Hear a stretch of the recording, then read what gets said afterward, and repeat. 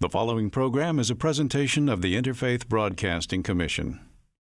The following program is made possible by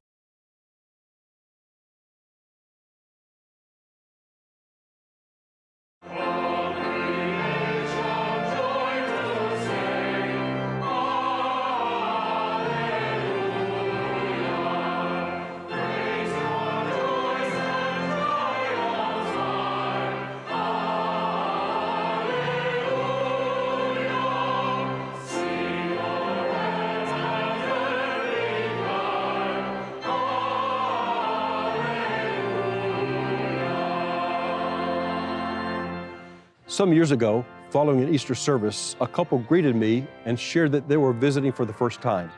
They lived down the street and had walked to church that morning.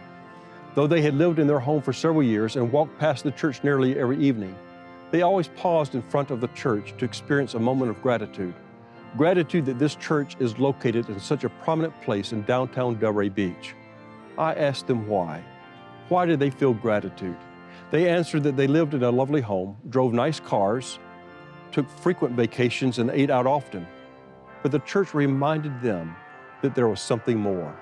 The resurrection is a reminder that Christ has claimed our lives for something more, that our life is connected to a larger narrative than our individual lives and the things that we possess and that we enjoy. We realize our joy when we see that our life is connected to the grand story of God's redemptive activity in the world. It is a story that began before we were born. It is a story that continues after we have died. But our story is important. God has purposed every one of us to be an instrument in God's hands for the completion of God's story in the world. That is what we hope to communicate in this program. Every day is Easter.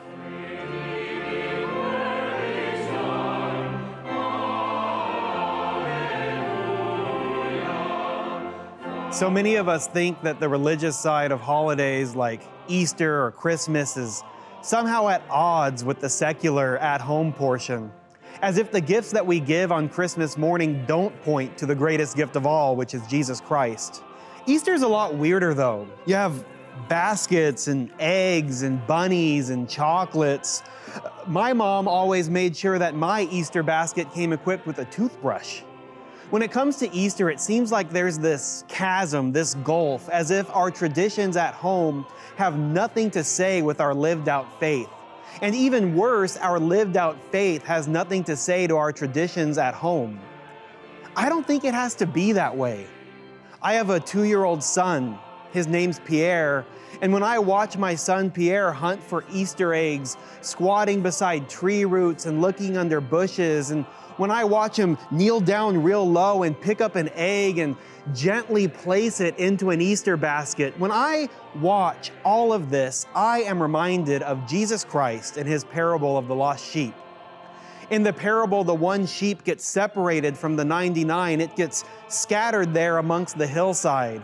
And then Jesus Christ, the good shepherd, goes on a sheep hunt to track down that missing sheep. And when he finds that sheep, he is overjoyed. He kneels by the sheep's side and gently leads that sheep back home with the rest of the flock. And so when I watch my son Pierre handle Easter eggs with that same joy and excitement and care, I am reminded of Jesus' Easter promise to each of us. Friends, on Easter morning, Jesus Christ kneels beside each of his wandering sheep. He wraps us in his arms, and he carries us home. That's what the resurrection means to me.